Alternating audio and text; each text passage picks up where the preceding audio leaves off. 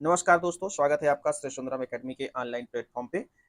MPPSC assistant professor के exam दो चरणों में हो चुके हैं, 9 जून और 4 अगस्त को। तीसरा और आखिरी चरण जिसमें 20 विषयों का पेपर होना है 17 नवंबर को। तो उन सभी 20 विषयों के पेपर फर्स्ट की तैयारी कैसे करनी है, अभ्यर्थियों के बीच यह प्रश्न है। क्या पढ़ना है, क्या नहीं पढ़ना है, और 9 जून 4 अगस्त वाले पेपर से क्या सीख लेनी है, कौन सी किताबें हैं, पीवाईक्यू कहाँ तक करना है, करंट अफेयर्स कहाँ तक करना है, करंट अफेयर्स में क्या क्या पढ़ना है, इन समस्त मुद्दों को समेटते हुए मैं आज आपके समक्ष उपस्थित हूँ, जिसमें हम लोग मुख्य रूप से 17 नवंबर को होने वाली असिस्टेंट प्रोफेसर परीक्षा पेपर फर्स्ट के संदर्भ में बातें करेंगे। ठीक है, तो पहले तो मैं आपको बता दूं कि 17 नवंबर को कौन कौन से विषय हैं जिनका पेपर होना है। तो एक है बायोकेमिस्ट्री, दूसरा है ऑर्गेनिक केमिस्ट्री, तीसरा है फिजिकल केमिस्ट्री। तीन केमिस्ट्री के तीनों अलग अलग है। डांस का, इन्वायरमेंट का अलग से पेपर है, भूगर्भ शास्त्र का है, मराठी है, मिलिट्री साइंस है, म्यूजिक है, संगीत वाद्य है, संगीत गायन है, चित्रकला है, दर्शन शास्त्र है, मनोविज्ञान है, संस्कृत प्राच्य है, संस्कृत व्याकरण है, संस्कृत साहित्य है, तीनों संस्कृत इसमें, सांख्यिकी है, उर्दू है और वेद है। इस प्रकार से 20 सब्जेक्ट के पेपर होने वाले हैं। तो इन 20 सब्जेक्ट के अभ्यर्थी आपको कहीं मिले तो उन तक यह वीडियो पहुंचाइए, उनके काम की चीज होने जा रही है। ठीक है, तो आइए हम लोग शुरू करते हैं। तो देखिए, इसमें मुख्य विषय यही है कि तैयारी कैसे करना है, क्या पढ़ना है। मेन समस्या यहाँ पे जाती है बुक लिस्ट पर। पीवाईक्यू मतलब पिछले साल के जो पेपर पूछे जा चुके हैं वो, और टेस्ट सीरीज। ठीक है, ये तीनों एक ही मंच पर मैं आपको उपलब्ध करा रहा हूँ। अगला इंटरव्यू का जो स्टेप है वो भी हम लोग उपलब्ध करा ही रहे हैं। ठीक है, तो सारी चीजें एक मंच पर आपको उपलब्ध होगी। ये हमने एक कोर्स डिजाइन किया था, लेकिन बाद में हम इसको विथड्रॉ कर दिए। कोर्स चलाने का हमारा प्लान नहीं रहा। हम टेस्ट सीरीज केवल प्रदान कर रहे हैं, उसमें क्या कैसे करना है वो मैं आपको आगे बता दूंगा। फिलहाल मैं इस परीक्षा के पैटर्न को यहाँ पे जो बिल्कुल नए अभ्यर्थी हैं उनके लिए डिस्क्लोज कर रहा हूँ कि पेपर फर्स्ट जिससे 50 प्रश्न पूछे जाएंगे। एक सेकंड, कहीं पे लिखता हूं मैं। हाँ, यहाँ लिख लेते हैं। पेपर फर्स्ट जिससे 50 प्रश्न पूछे जाएंगे। ठीक है, और पेपर सेकंड जिससे आपके 150 प्रश्न पूछे जाएंगे, है ना। और प्रत्येक प्रश्न 4 4 अंक के होंगे, इस पेपर के भी और इस पेपर के भी। तो टोटल 800 अंक की लिखित परीक्षा और 100 अंकों का इंटरव्यू होने जा रहा है इस असिस्टेंट प्रोफेसर परीक्षा में। ठीक, तो एक तो आपका फर्स्ट पेपर जिसमें 50 प्रश्न आएंगे, दूसरा आपका सेकंड पेपर जिसमें 150 प्रश्न आएंगे। तो 600 का ये आपका रहेगा और 200 का ये रहेगा, प्रत्येक 4 अंक के साथ। तो पहली बात तो ये समझ लीजिए कि एक प्रश्न आपका 4 अंक का है और पेपर फर्स्ट में 50 होते हैं। तो ये 200 अंक का पूरा खेल है, जो कि बहुत बड़ा स्कोरिंग सब्जेक्ट है। ठीक, दूसरी बात, आपका जितना सब्जेक्ट में पढ़ते हैं वो 600 का पूरा है, और ये 200 का केवल 50 प्रश्न है कम सिलेबस में। हालांकि सिलेबस इतना कम भी नहीं है, फिर भी ठीक है। एक बात, दूसरी बात, आपका जो सेकंड पेपर है, सेकंड पेपर, ये जितने भी सेकंड पेपर हैं ये लगभग कला मानविकी वाले हैं, ज्यादातर इसमें कला और भाषा के हैं, है ना। तो इनसे भी मध्य प्रदेश के कुछ सेक्शन जुड़े होंगे, वो भी आपको पढ़ना है। ठीक है, उस संदर्भ में आप अपना सिलेबस देखिए कि क्या जुड़ा है क्या नहीं जुड़ा है। रही बात, जो आपको 50 प्रश्न तैयार करने हैं वो 3 सेक्शन में बटे हैं मेरे ख्याल से। एक तो वो एमपी का है, केवल एमपी नहीं है, 50 अंक में ध्यान दें। बहुत सारे लोग ये सोचते हैं कि 50 अंक केवल एमपी एमपी के हैं, तो इसमें एमपी के केवल 3 यूनिट है, और वो 3 यूनिट मिल करके मैक्सिमम 30 क्वेश्चन एमपी से होंगे। ठीक, 30, 10 10 10 यदि बंटवारा कर ले, 5 यूनिट बांटा गया इस पूरे सिलेबस के पेपर फर्स्ट को, तो एक एक यूनिट अलग अलग कर दें तो 5 यूनिट में से 3 यूनिट में एमपी है। क्लियर, 3 यूनिट में एमपी मतलब लगभग 30 क्वेश्चन, 30 × 4 करेंगे तो लगभग 120 अंक सीधा सीधा एमपी का आना है। अभी करंट अफेयर्स में भी है। ठीक है, दूसरा इसमें आपका आईसीटी पढ़ना है। आईसीटी मतलब सूचना संचार प्रौद्योगिकी, लगभग 10 प्रश्न इससे भी हो जाते हैं। ठीक है, आईसीटी से भी। तो आपको एमपी पढ़ना है और आईसीटी पढ़ना है, इंफॉर्मेशन एंड कंप्यूटर टेक्नोलॉजी या कम्युनिकेशन टेक्नोलॉजी कह लीजिए, कोई दिक्कत की बात नहीं, बात एक ही है। ठीक, तो सूचना एवं संचार प्रौद्योगिकी आपको पढ़ना है। और तीसरा इसमें आपको ये सेगमेंट हो गया, दूसरा सेगमेंट हो गया, तीसरा सेगमेंट हो गया आपको जो इसमें पढ़ना है वो करेंट अफेयर्स। तो करेंट अफेयर्स प्लस खेल इसमें है।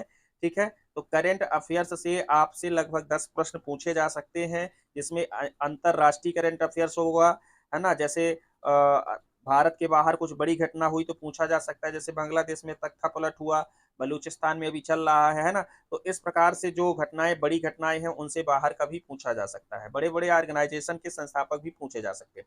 दूसरा, इंडिया लेवल का करंट अफेयर्स, केवल करंट अफेयर्स, जीके नहीं, इंडिया का, इंडिया लेवल का करंट अफेयर्स। और तीसरा आपका एमपी का करंट अफेयर्स, ये सब पूछा जाता है। तो ये 3 सेगमेंट से टोटल 50 क्वेश्चन आते हैं। तो एमपी, आईसीटी और करंट, आप देखेंगे इन्हीं 3 सेगमेंट से 5 यूनिट बनाई गई है, उसको उस पर हम लोग नजर डालते हैं। ठीक है, देखिए यहाँ पे लिख भी दिया, ऐसे लिखा हुआ है क्या, संपूर्ण पेपर मध्य प्रदेश राष्ट्रीय एवं अंतरराष्ट्रीय स्तर का सामान्य ज्ञान, ये लिखे हैं। यहाँ से लिखने से ऐसा लगता है जैसे इंटरनेशनल नेशनल जीके भी पढ़ना है, लेकिन ये गलत लिखा है यहाँ पे। ठीक है, तथा कंप्यूटर का आधारभूत ज्ञान, है ना, ये तो चलिए ठीक है, मेरी तरफ से लिखा गया है।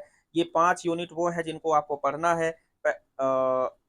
हाँ, मध्य प्रदेश का इतिहास, संस्कृति एवं साहित्य पहली यूनिट, एमपी की history, literature, culture, history culture and literature. ठीक है, दूसरा एमपी का भूगोल, geography of MP, Madhya Pradesh का भूगोल जितना भी है।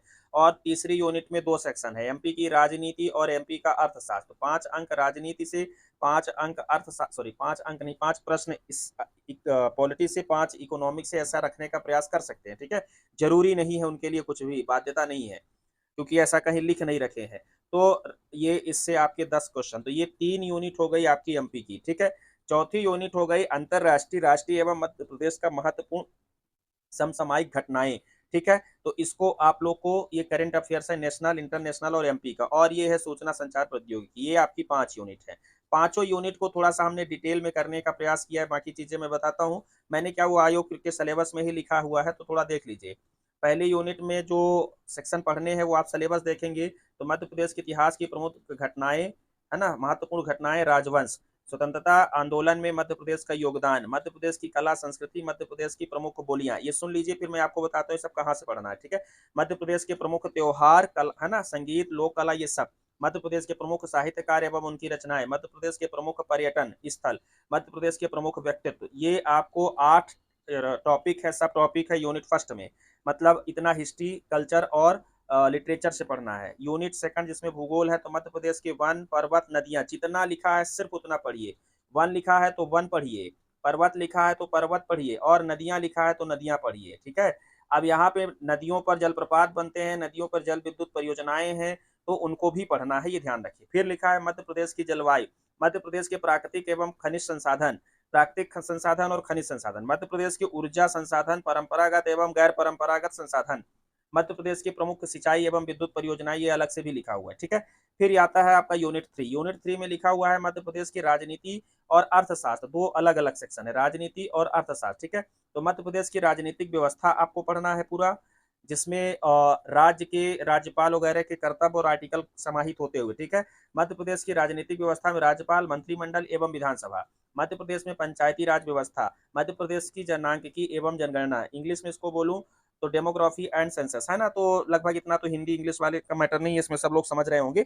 मध्य प्रदेश का आर्थिक विकास, मध्य प्रदेश के प्रमुख उद्योग, मध्य प्रदेश में कृषि एवं कृषि आधारित उद्योग।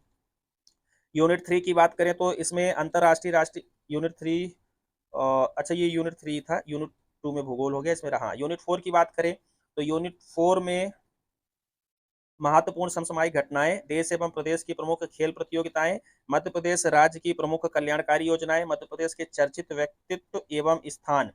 और ये इतना आपको पढ़ लेना है। ठीक है, ये लिखा हुआ है सिलेबस में, हूबहू हमने वही लिख दिया। फिर सूचना संचार प्रौद्योगिकी में आपको इलेक्ट्रॉनिक्स, सूचना एवं संचार प्रौद्योगिकी, रोबोटिक्स, आर्टिफिशियल इंटेलिजेंसी एवं cyber security, e governance, internet तथा सोशल मीडिया, ई कॉमर्स, ये सब पूछा जाता है। ठीक है, तो इस प्रकार से ये 5 यूनिट, बहुत सीमित सिलेबस है, बहुत ज्यादा नहीं है।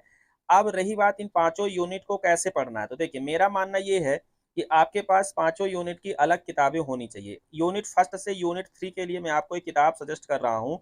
ये किताब आपको ऑनलाइन भी अवेलेबल है, हिंदी में अवेलेबल है, इंग्लिश में फिलहाल इसका वर्जन नहीं अवेलेबल है। ठीक है, तो हिंदी में अवेलेबल है, परीक्षा धाम पब्लिकेशन की, इसको आप ले लीजिए। यदि किसी को इंग्लिश में लेना है तो टीएमएच की ले सकते हैं, टीएमएच टाटा मैग्रा हिल्स की किताब आती है, उसको ले सकते हैं इंग्लिश मीडियम में मध्य प्रदेश के लिए। ठीक है, अपडेटेड वर्जन लीजिएगा। मैं इसको रिफर कर रहा हूँ आप लोग को यूनिट फर्स्ट, यूनिट 2 और यूनिट थर्ड के लिए, है ना। Unit second, third, sorry first, second और थर्ड के लिए आप इसको पढ़िए। पूरी किताब नहीं पढ़ना है, केवल आपको वो पढ़ना है जो आपके सिलेबस में लिखा है। यदि लिखा है मान लीजिए मध्य प्रदेश का राजवंश, तो सिर्फ आप इसमें राजवंश ढूंढिए और पढ़ डालिए, बाकी कुछ नहीं पढ़ना है, ठीक है। यदि लिखा है मध्य प्रदेश की कला, तो कला ढूंढिए पढ़ डालिए, है ना। तो पूरा मत पढ़िए, जो आपके सिलेबस में पॉइंट दिए हैं वही पढ़िए। मोटी किताब है, बल्कि उसी को बार बार रिवाइज कर रही, बार बार रिवाइज करें, ठीक है। देखिए, सारे प्रश्न कभी कवर नहीं हो सकते किसी भी एक किताब से, लेकिन यह एक ऐसी किताब है कि इससे मैक्सिमम प्रश्न आपके कवर हो सकते हैं, ठीक है। तो बहुत सारे प्रश्न इससे जो स्टैटिक है, नदी है, वन है, पर्वत है, इतिहास है, वो कुछ हो जाएगा। इतिहास बहुत कुछ बाहर से भी आ जाता है, उसके लिए कुछ हमारी क्लासेस पड़ी हुई हैं एप्लीकेशन पे, उसको आप देख सकते हैं। हमने कुछ अनोखे और यूनिक फैक्ट निकाले हैं, और कुछ ऐसे अनोखे यूनिक फैक्ट निकाल करके जो इस किताब में नहीं है, उसकी मैंने टेस्ट सीरीज में भी दे रखा है, तो उसको आप ले सकते हैं, ठीक है। टेस्ट सीरीज के थ्रू आपको मिल जाएगा। यूनिट 5 के लिए आपको ये पढ़ना है, ठीक है। यूनिट 5 के लिए आपको सूचना संचार प्रौद्योगिकी परीक्षा धाम की ही लेना है, लेकिन इसमें भी केवल वो चैप्टर पढ़ने हैं जो आपके सिलेबस से लिखा है, बाकी अलग नहीं पढ़ना है, ठीक है।